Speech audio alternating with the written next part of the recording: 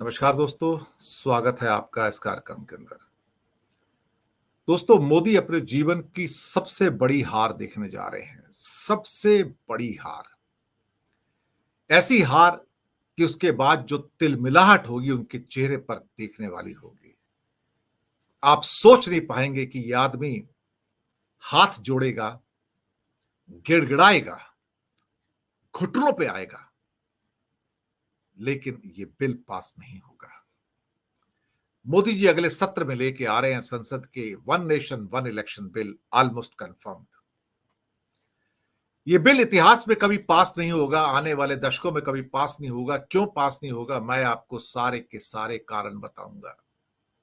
मैं सारे वो प्रोविजंस बताऊंगा जिसके अंतर्गत ये बिल कभी भी पास नहीं हो पाएगा। दरअसल यही बिल मोदी की वाटरलू होगा। मैंने कहा ना, मोदी इस बिल के ऊपर हाथ जोड़ेगा, पैर पकड़ेगा, घुटनों के बल आएगा, गिड़गिड़ाएगा कि इस देश की खातिर आप बिल को पास करवाओ। आप बोलोगे जेपीसी को भेजना है, भेज दूंगा, स्टैंडिंग कमेटी को भेजना है, भेज दूंगा, जो कहोगे करोगे, मैं करूंगा, लेकिन ये बिल पास नहीं होगा। One nation one election bill, प्रपंच, पाखंड, भारतीय जनता पार्टी की सबसे बड़ी ठगी और सबसे बड़ी मक्कारी यहीं से। लेकिन ये बिल पास नहीं होगा। पास क्यों नहीं होगा, हमें समझना जरूरी है। टेक्निकल रूप से भी समझना जरूरी है, तकनीकी रूप से, कि ऐसी क्या अड़चने हैं कि मोदी इस बिल को पास नहीं करवा पाएंगे। ऐसी क्या अड़चने कि मोदी को घुटनों पे आके गिड़गिड़ा के हाथ जोड़ने पड़ेंगे, पूरी संसद के सामने, पूरे देश के सामने, 30 विधानसभाओं के सामने। आप कहोगे मैं क्या कह रहा हूं, मैं सच कह रहा हूं आपसे। क्योंकि यह संविधान का एक ऐसा संशोधन है जो इतिहास में न कभी हुआ, न कभी होगा। क्योंकि इसके द्वारा संविधान की जो मूल संरचना है, जो बेसिक स्ट्रक्चर है, मूल ढांचा है, उसके अंदर बदलाव किया जाना जरूरी है, तभी यह लागू हो सकता है। आप कहोगे मोदी जी के पास तो लोकसभा में मेजॉरिटी है, 290 मेंबर हैं। मोदी जी के पास राज्यसभा के अंदर भी वाईएसआर कांग्रेस को, बीजू पटनायक को मिला के तो भी मेजॉरिटी है, वहां भी बिल पास करवा लेंगे और बाकी बिल पास करवाए हैं। पर यह बिल पास नहीं होगा। वो वाईएसआर कांग्रेस को भी साथ ले लें, वो बीजू पटनायक का बीजेडी भी साथ ले लें, वो नायडू को भी साथ ले लें, वो नीतीश को भी साथ ले लें, और 2-3 पार्टियां क्या कहते हैं इंडिया गठबंधन की, वो भी ले लें। बल्कि मैं तो कहता हूं मुलायम सिंह की पार्टी, समाजवादी पार्टी, उसको भी ले लें, तो भी नहीं होगा। आप कहोगे मैं कुछ मजाक के मूड में हूं। नहीं, मैं अब उस टेक्निकल एस्पेक्ट की बात करूंगा कि उन्हें पहले क्या करना जरूरी है और इसके लिए क्या आवश्यकताएं होंगी, नीड्स होंगी। दरअसल बुनियादी ढांचे में बदलाव के लिए हमारे पास संविधान के अंदर एक आर्टिकल 368 है। आर्टिकल 368 ये सरकारों को संविधान के अंदर संशोधन करने की शक्ति प्रदान करता है।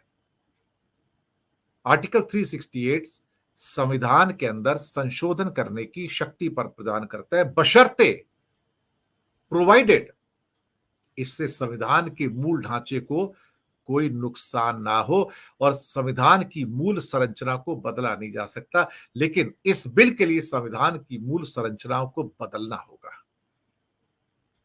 इसका मतलब डैमेज तो होने जा रहा है। डैमेज करने का मतलब है कि पिछले 75 सालों में जितने भी हमने अमेंडमेंट किए हैं, इस लेवल का अमेंडमेंट, संशोधन कभी नहीं हुआ। क्या करना होगा? सबसे पहले नॉर्मली एक आर्टिकल जो होता है उसके अंदर संशोधन होता है, जैसे आर्टिकल 370 था, उसमें संशोधन किया गया है। पर इस बिल के लिए आपको 5 आर्टिकल में संशोधन करने होंगे। आज तक कभी 75 सालों में 5 आर्टिकल्स में एक साथ संशोधन नहीं हुए हैं, और ये बेसिक स्ट्रक्चर के साथ है। सबसे पहले आता है आर्टिकल 83, और उस 83 का एक छोटा सा हिस्सा 83(2), ये पहला। आर्टिकल 83 में संविधान के अंतर्गत लोकसभा का कार्यकाल 5 साल रहेगा। ये लिखा हुआ है। और आर्टिकल 83(2) में यह प्रावधान है कि इस कार्यकाल को 1 साल के लिए बढ़ाया जा सकता है, यानी कि पार्लियामेंट भी 6 साल की हो सकती है। ये आर्टिकल 83 की पावर से, इसमें चेंज करना होगा। आर्टिकल 85, राष्ट्रपति को समय से पहले लोकसभा भंग करने का अधिकार है, इसमें चेंज करना होगा, क्योंकि फिर 4 साल में भी हो सकता है, 2.5 साल में भी हो सकता है, 3 साल में राष्ट्रपति भंग कर सकते हैं संसद को। आर्टिकल 172, 172, इस आर्टिकल में विधानसभा का कार्यकाल, अब लोकसभा से निकल के विधानसभा में आते हैं, कार्यकाल 5 साल का तय किया गया और आर्टिकल 83(2) के अंतर्गत विधानसभा का कार्यकाल 1 साल के लिए बढ़ाया जा सकता है। इसको चेंज करना होगा, क्योंकि 5 साल की विधानसभा है, 4 साल में इलेक्शन हो सकता है 7 करवाने के लिए। आर्टिकल 174, जिस तरह से राष्ट्रपति के पास लोकसभा भंग करने का अधिकार है, वैसे ही आर्टिकल 174 में राज्यपाल को विधानसभा करने का भी भंग करने का अधिकार है। इसको चेंज करना पड़ेगा। आर्टिकल 356, जिसके अंतर्गत धारा 356, जिसके अंतर्गत राष्ट्रपति शासन लगाया जाता है, उसके अंदर चेंज करना पड़ेगा। ये 5 article, article 83, article 85, article 172, article 174, article 356, इनमें चेंज लाना पड़ेगा। मूल ढांचे में परिवर्तन है सारा का सारा। तो क्या इसके लिए चंद्रबाबू नायडू, नीतीश कुमार, चिराग पासवान सब राजी है? ऑलमोस्ट सभी राजी है। रामनाथ कोविंद की अगुवाई में कमेटी बनी थी। उन्होंने 62 भारत की पार्टियों से संपर्क किया, जिसमें 32 ने वन नेशन वन इलेक्शन को सपोर्ट किया था, 15 पार्टियां इसके विरोध में थी और 15 ऐसी पार्टियां थी जिन्होंने कोई जवाब नहीं दिया था। लेकिन 62 में से 32 पार्टियां कौन सी थी जिन्होंने इसका समर्थन किया? 32 में से 25 पार्टियां तो पता नहीं कौन सी हैं, उनका एक भी मेंबर भी नहीं है संसद में, तो छोड़ दीजिए। वो तो 62 पार्टियां तो नाम की है सिर्फ। आपको पता ना एनडीए के अंदर 40 पार्टियां हैं और 40 में से कम से कम तो 30 पार्टियों का एक भी मेंबर नहीं है, ये भी आपको पता है ना। तो ऐसी पार्टी का कोई फायदा नहीं है। खैर, अब जब 2018 में लॉ कमीशन, उसने इस बात को, वन नेशन वन इलेक्शन को ठुकरा दिया था और ये कहा था कि इससे संविधान के मूल ढांचे को डैमेज होगा, नुकसान हो जाएगा। बहुत सारी तब पार्टियों ने इसका विरोध किया था। कांग्रेस थी, समाजवादी पार्टी, आम आदमी party, CPM, BSP, Jharkhand Mukti Morcha, Indian union मुस्लिम लीग, टीडीपी, सबने विरोध किया था। अब आते हैं उस पॉइंट पे कि ये बिल अगर पास करवाना हो, आपको ये अमेंडमेंट करना, तो उसके लिए लोकसभा और राज्यसभा के अंदर किस मेजोरिटी से इनको पास करवाना होगा। देखिए, लोकसभा में तो मेजोरिटी है बीजेपी के पास, एनडीए के पास 290 है। जोड़ तोड़ के राज्यसभा में मेजोरिटी, हालांकि मेजोरिटी है नहीं, लेकिन वाईएसआर कांग्रेस, टीडीपी जोड़ के, बीजेडी जोड़ के हो जाता है उनके पास। पर मुसीबत यह कि इस किस्म के अमेंडमेंट के लिए आपको सिंपल मेजोरिटी नहीं चाहिए, आपको 2/3 मेजोरिटी चाहिए, 2/3 बहुमत चाहिए आपको। यानी कि लोकसभा के अंदर कम से कम 362 लोग इसके पक्ष में वोट करें। 362। बीजेपी और एनडीए के पास तो 290 ही हैं। 72 लोग कहां से लाएंगे लोग? सोचने वाली बात है। राज्यसभा में इनके पास 105, 110 मेंबर है बीजेपी के पास, इनको 163 मेंबर चाहिए उसके बाद 2/3 मेजोरिटी के लिए। अब आप कहोगे चलो एक एग्जाम्पल के तौर पर ले लिया कि बीजेपी ने 362 मेंबर जुटा लिए लोकसभा में और 163 मेंबर राज्यसभा में, 2/3, 2/3 बहुमत जुटा लिया, जो कि इम्पॉसिबल है और आने वाले सालों में कभी नहीं होगा। इवन 2019 के चुनाव में जब बीजेपी को 303 सीटें मिली थी, तब भी एनडीए के पास 362 का 2/3 मेजोरिटी नहीं था। 2/3 मेजोरिटी नहीं था। लास्ट टाइम जब 2/3 मेजोरिटी कभी इंडिया में किसी को मिला है तो राजीव गांधी को मिला है, उसके बाद कभी किसी को नहीं मिला। अब सवाल ये पैदा होता है कि क्या है 2/3 मेजोरिटी से बीजेपी इसको पास करवा सकती है? मोदी, तभी मैंने कहा मोदी हाथ जोड़ेंगे, मोदी पैरों में पड़ेंगे, मोदी गिड़गिड़ाएंगे, घुटनों पे आएंगे कि भगवान के लिए इसे पास करवा दो, मैं भारत का विकास करना चाहता हूं, लेकिन पास नहीं होगा।